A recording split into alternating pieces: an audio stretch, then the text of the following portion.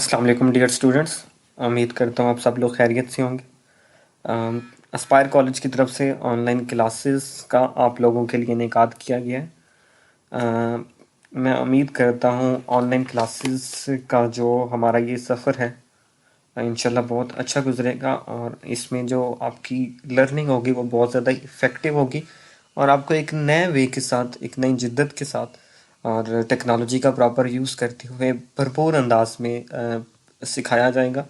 मैं ये उम्मीद करता हूँ कि आप इस पूरे सेशन के दौरान जो कि हमारा ऑनलाइन सेशन है हमारे साथ भरपूर तावन करेंगे और चीज़ों को मैक्सिमम हद तक लर्न करने की कोशिश करेंगे।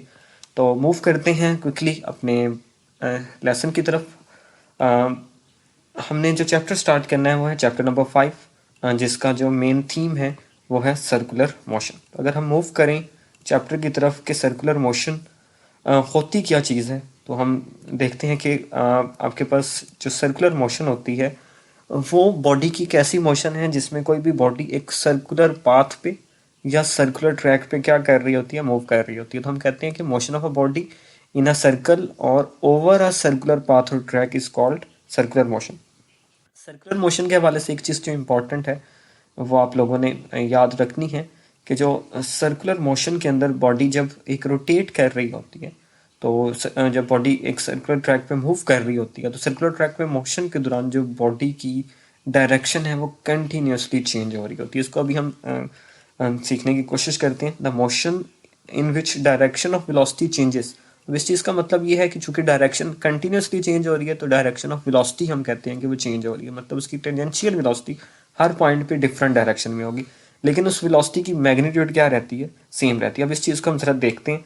ये देखें, एक पार्टिकल है जो एक सर्कुलर ट्रैक पे कंटिन्यूसली क्या कर रहा है, मूव कर रहा है, और ये उसका क्या है, एक सेंटर है। तो जब ये पार्टिकल सर्कुलर ट्रैक पे मूव कर रहा है तो ऐसी मोशन हमारे पास कहलाती है सर्कुलर मोशन। अब हम देख सकते हैं कि अब हर पॉइंट के ऊपर अगर अलोंग दी इसकी डायरेक्शन देखें पार्टिकल की, तो वो अलोंग दी टेंजेंट है। तो टेंजेंशियल वेलोसिटी की डायरेक्शन वो क्या हो रही है, चेंज हो रही है। अब हमें ये भी नजर आ रहा है कि इस पार्टिकल की जो मूव कर रहा है एक सर्कुलर ट्रैक के ऊपर, इसकी जो मैग्नीट्यूड है, मतलब वेलोसिटी की मैग्नीट्यूड जिसको हम बोलते हैं स्पीड, इसकी स्पीड तो सेम है लेकिन डायरेक्शन क्या हो रही है, चेंज हो रही है। तो वेरिएबल होने के लिए, अब चूंकि यहाँ पे वेलोसिटी वेरिएबल है, तो क्वांटिटीज के वेरिएबल होने के लिए तीन कंडीशंस का पूरा होना ज़रूरी है। मतलब तीन कंडीशंस हो सकती हैं उनके वेरिएबल होने के लिए। जो पहली कंडीशन है वो ये होती है कि उस बॉडी की डायरेक्शन चेंज हो। अगर डायरेक्शन चेंज हो जाती है तो वो क्वांटिटी वेरिएबल हो सकती है, जो वेक्टर क्वांटिटी है। दूसरी वेक्टर क्वांटिटी के वेरिएबल होने के लिए जो ऑप्शन हो सकता है कि उसकी मैग्नीट्यूड चेंज हो रही है। मैग्नीट्यूड मतलब न्यूमेरिकल वैल्यू उसकी चेंज हो रही हो, तो फिर वो आपके पास वेरिएबल हो सकती है। एक थर्ड कंडीशन है कि ये दोनों ही साइमल्टेनियसली चेंज हो रही है, उसकी मैग्नीट्यूड भी चेंज हो रही है, डायरेक्शन भी चेंज हो रही हो।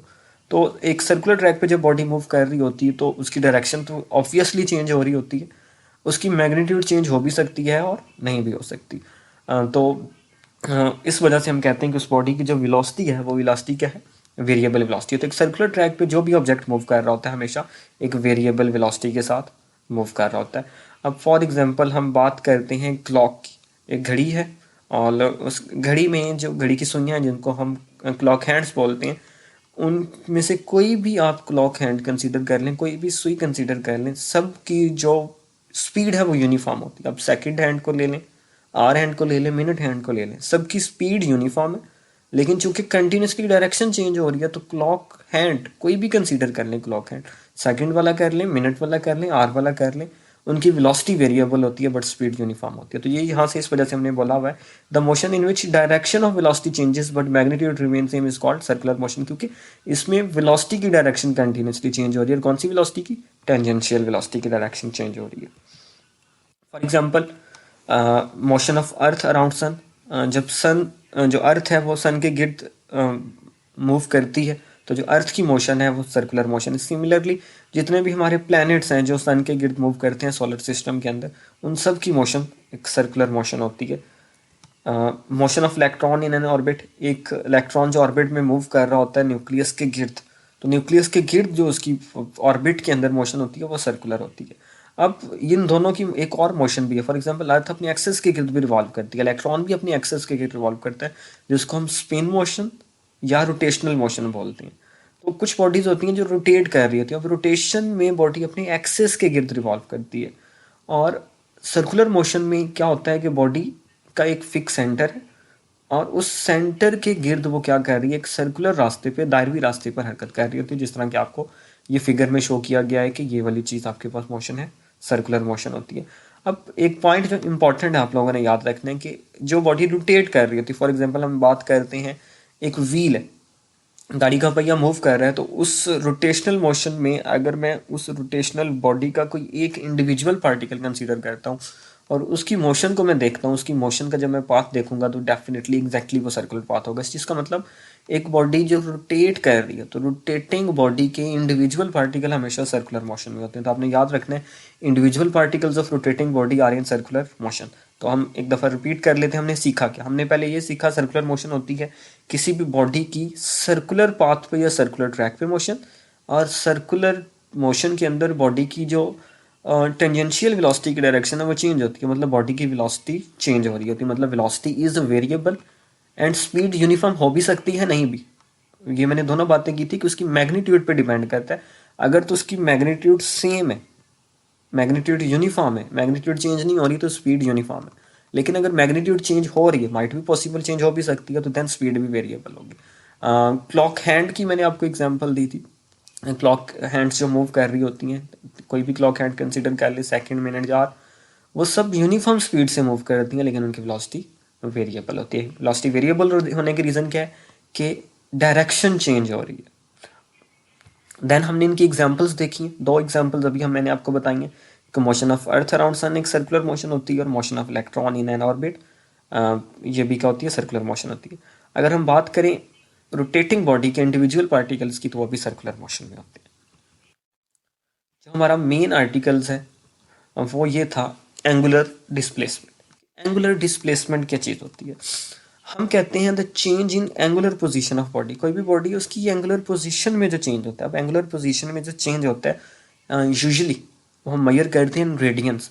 तो एंगुलर पोजीशन में बॉडी का चेंज क्या कहलाता है, एंगुलर डिस्प्लेसमेंट कहलाता है। फॉर एग्जांपल ये एक बॉडी है और एक पॉइंट पी हमने कंसीडर किया, ठीक है। ये पॉइंट पी एक सर्कुलर ट्रैक पे मूव कर रहा है और एक ऐसे सर्कुलर ट्रैक पे मूव कर रहा है जिसका रेडियस आर है। अब ये जब सर्कल पे मूव करेगा तो ये कुछ एंगल कवर करेगा, क्या करेगा, कुछ ना कुछ एंगल कवर करेगा।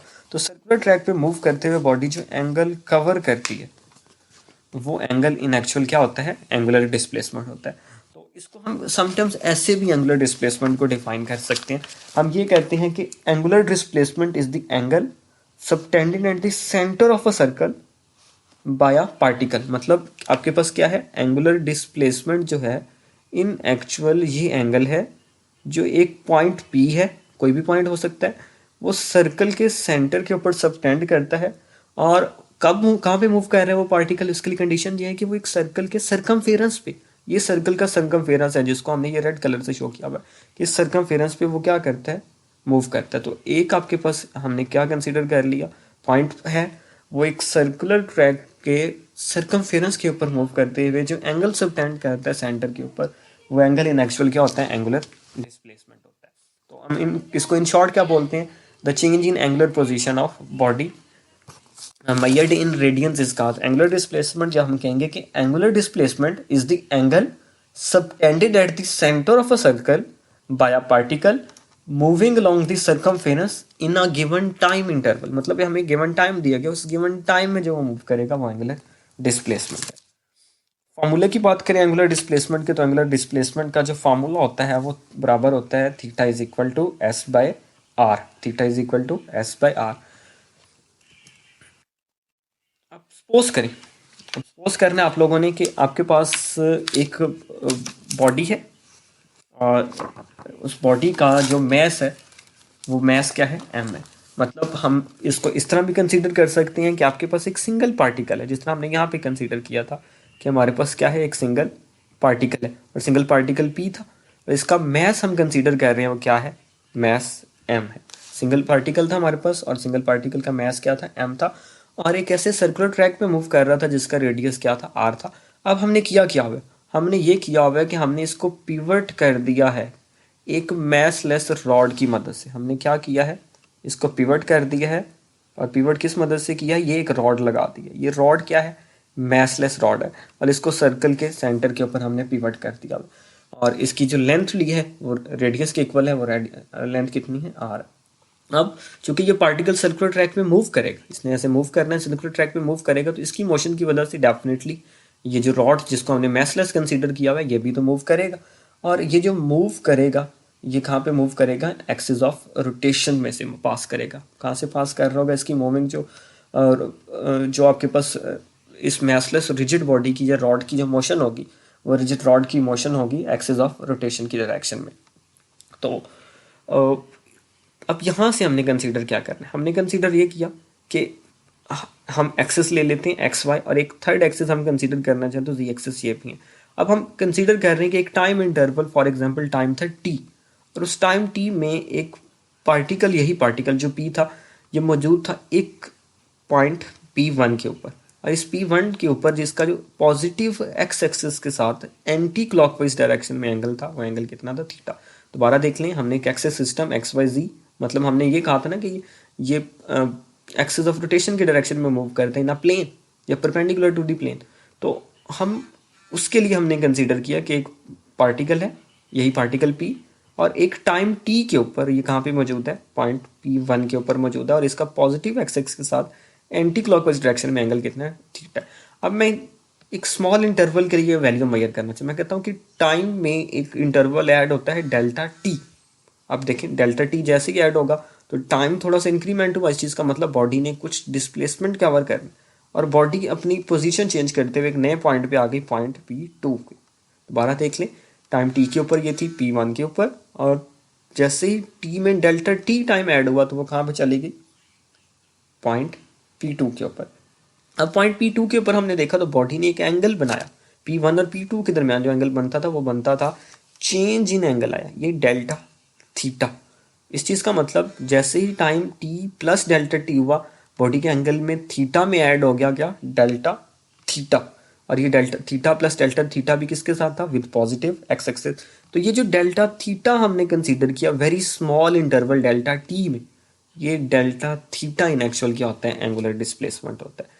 और हमने इस एंगल को स्मॉल क्यों लिया, हमने कहा था कि डिस्प्लेसमेंट, एंगुलर डिस्प्लेसमेंट वेक्टर है, और वेक्टर्स के लिए जो डायरेक्शन होती है वो एक डिफाइंड डायरेक्शन होती है। क्लियर हो गया, डिफाइंड डायरेक्शन के लिए तो हमने इस वजह से इस इंटरवल को क्या ले लिया, स्मॉल ले लिया। अब हम कंसीडर क्या करते हैं, हमने कंसीडर ये किया कि if theta is small then angular displacement is a vector quantity. समझ आ गई कि थीटा को हमने इतना स्मॉल लेना है कि उस स्मॉल वैल्यू के लिए ये एक वेक्टर क्वांटिटी रहेगी। अब यूजुअली कुछ ऑथर्स इस थीटा डेल्टा थीटा हमने लिया, इस डेल्टा थीटा के लिए ये सजेस्ट करते हैं कि अगर ये लेस देन 10 डिग्री के, मतलब लेस देन 10 है तो हम 10 डिग्री से कम है तो हम इस